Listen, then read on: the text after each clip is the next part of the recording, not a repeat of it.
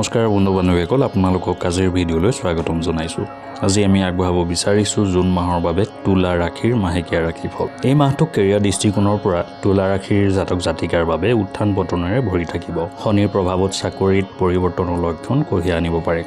যদি আপুনি এতিয়াও আপোনাৰ চাকৰি পৰিৱৰ্তন অনুভৱ কৰা নাই বা আপোনাৰ চাকৰি কোনো পৰিৱৰ্তন হোৱা নাই, তেন্তে এতিয়া আপোনাৰ চাকৰি পৰিৱৰ্তন হ'ব পাৰে বা আপুনি এটা নতুন চাকৰি পাব পাৰে। গ্ৰহৰ প্ৰভাৱৰ বাবে আপোনাৰ বিৰোধীসকলে আপোনাৰ বিৰুদ্ধে যিকোনো কাম কৰাৰ আগতে 100 বাৰ চিন্তা কৰিব আৰু শান্ত হৈ থাকিব। সেয়েহে আপোনাৰ চিন্তাৰ কোনো প্ৰয়োজন নাই।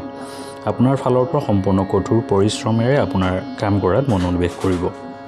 কাৰো ওপৰত খং নকৰিব আৰু কোনো ধৰণৰ বিতৰ্কত নোসোমাব। এনে কৰিলে আপুনি চাকৰিটোত ভাল অৱস্থাত থাকিব পাৰিব। যদিও আপোনাৰ সহকৰ্মীসকলৰ আচৰণ আপোনাৰ বাবে ভাল হ'লেও আপোনাৰ কোনো ধৰণৰ ব্যক্তিগত কথা তেওঁলোকৰ লগত শ্বেয়াৰ নকৰিব, যাতে কোনেও ইয়াৰ সুবিধা ল'ব নোৱাৰে। ব্যৱসায় কৰাসকল অলপ সাৱধান হ'ব লাগিব। আপুনি সকলো কাম খৰখেদাকৈ কৰিবলৈ চাব আৰু ইয়াৰ ফলত খৰখেদাকৈ লোৱা সিদ্ধান্তবোৰ ক্ষতিকাৰক হ'ব পাৰে। ইয়াৰ পৰা আঁতৰি থাকিবলৈ চেষ্টা কৰক। দ্বিতীয়তে, আপোনাৰ ব্যৱসায়িক অংশীদাৰৰ সৈতে আপোনাৰ সম্পৰ্কত খং ভাৱটো আহিব পাৰে। শান্তিপূৰ্ণভাৱে কাম কৰিলে আপোনাৰ ব্যৱসায়ৰ বাবে ভাল হ'ব। আপোনাৰ আৰ্থিকভাৱে এই মাহটো উত্থান পতন থাকিব পাৰে।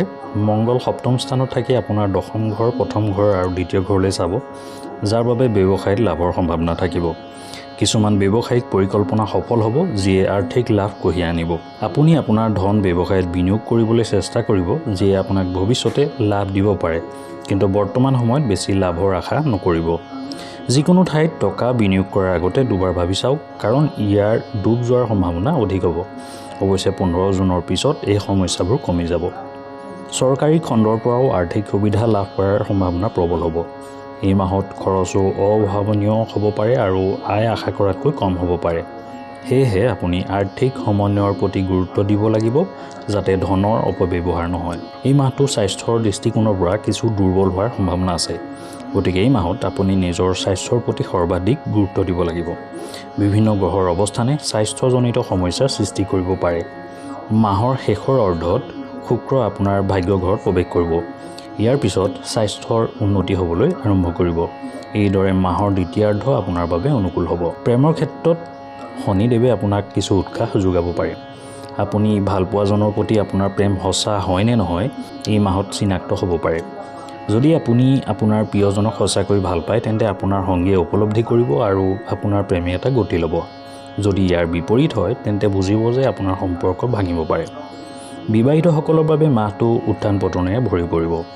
আপোনাৰ জীৱনসংগীয়ে প্ৰতিটো কাম তৎকালীন সঁহাৰি আৰু তৎক্ষণাত সম্পূৰ্ণ কৰিব আৰু আপোনাক সন্তুষ্ট কৰিবলৈও চেষ্টা কৰিব, যাৰ বাবে এফালে আপুনি তেওঁলোকৰ দ্বাৰা ভালপোৱা অনুভৱ কৰিব, কিন্তু আনফালে আপোনাৰ জীৱনসংগীৰ খং সংঘাতৰ মূল কাৰণ হ'ব পাৰে।